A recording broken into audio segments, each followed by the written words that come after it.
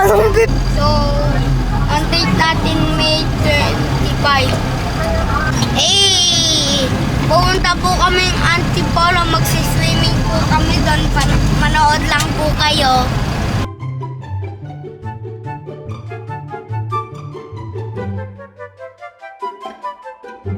May nakaangkas, Gar. Nakasabit. Ito kaya. Gar, ano masasabi mo sa nakasabit? Sana bumaba na siya mamaya. Para hindi siya malaglag, no? Oo. Wala ka yan!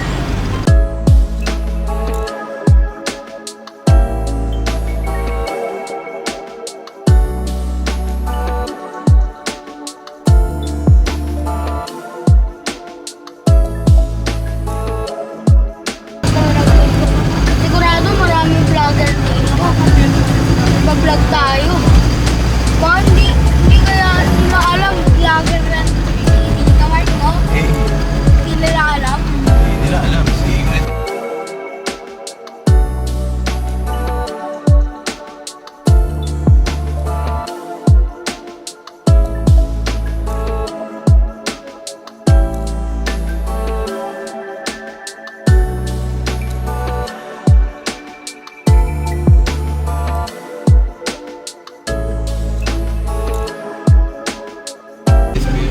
Ang naman nila hindi tabang. Alam na mahirapan sa paligid.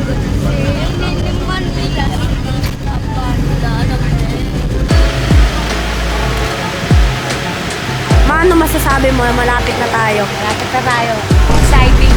Exciting. Malamig dito. Na!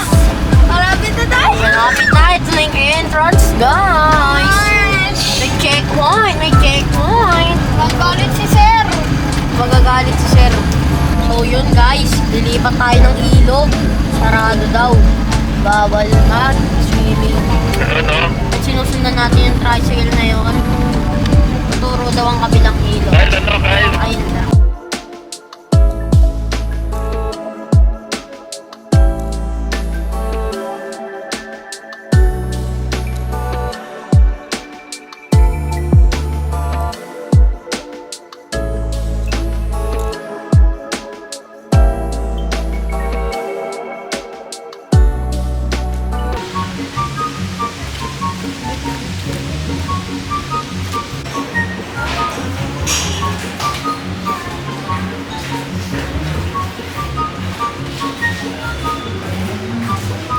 Maganda yung view dito.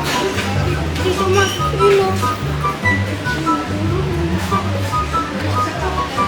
Babalik tayong Bulacan. Babiyahe ulit tayo. Bababa tayo ng Antipolo. Walang cottage. Tsaka walang tutulugan. Wala lahat. Sayang, ganda pa naman ng view.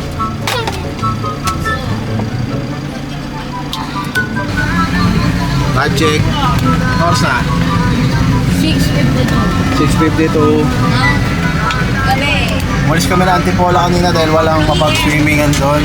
Lahat sarado. Tapos ngayon papunta na kami ng Bulacan. Bulacan na lang kami magsuswimming sa may kawayan na lang banda. Bumaba kami ng Antipolo. Dahil wala nang cottage. Wala nang cottage. Swimming na ako. Yes. Excited ka na, Gar? Yes. Sige, okay tayo sa lang mamaya. Sana mag-subscribe din kay Tita Mark.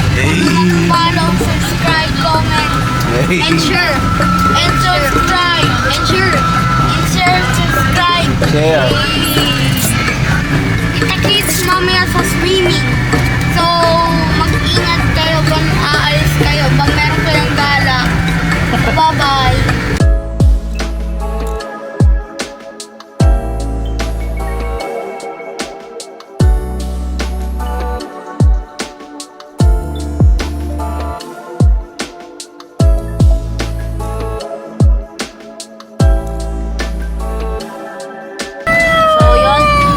So yun guys, malapit na tayo.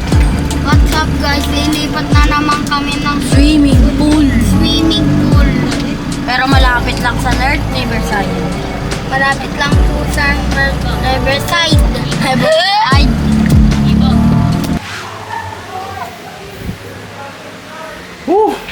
Hiningi na. So yun na nga no. Originally ang plano is mag-Antipolo at magsisimba pagkatapos somewhere sa Antipolo Church, pero pagdating namin doon, lahat ng resort bawal. I think parang nagkakaroon yata ng landslide or something. Hindi kami tumuloy. Long story short, bumalik kami. Tapos pumunta kami dito sa Bulacan para dito na lang mag-swimming sa isang parang resort. And then, ayun, nag-rent na lang din kami ng kwarto. Ito yung itsura niya. Dalawang, I think, queen size na bed. Tapos, isang double deck na kama. 8 packs daw ang mag-aakasya dito, pero ewan, tingnan natin. 22 kami. 22 katao kami, kaya let's see. Nakita yung labas, oh. Tapos eto, bathroom yata. Napailaw, meron. Bathroom, not too bad. Okay na. 5,000 itong room na to. Yung inabot itong room na to. Kasi 4,000 siya plus 1K deposit bago lumabas. Refundable bago lumabas. So, ayun, no? Siyempre, ako yung nag-drive. Wala naman iba magdadrive, kundi ako lang. Kaya, pagod ang person for the driving. Ang ano natin for today. Pero ayun lang, malit na salo-salo para sa pag-uwi ng aking mahal at mabuting ina, Josephine Gutierrez. Yan. Peace na ako and then bababa na ako dun sa kanila. Ako yung nauna dun dito sa kwarto dahil ako yung may hawak ng susi.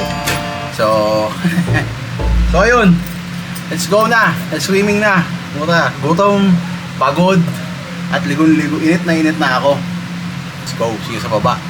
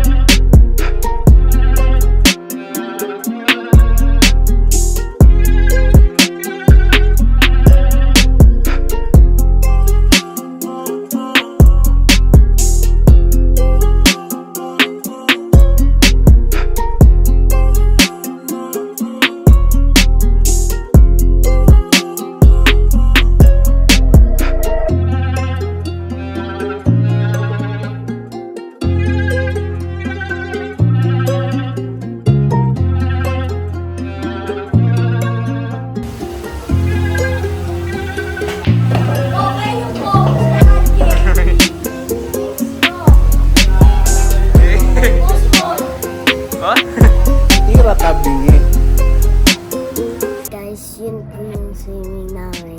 Sana magustuhan niyo po yung video.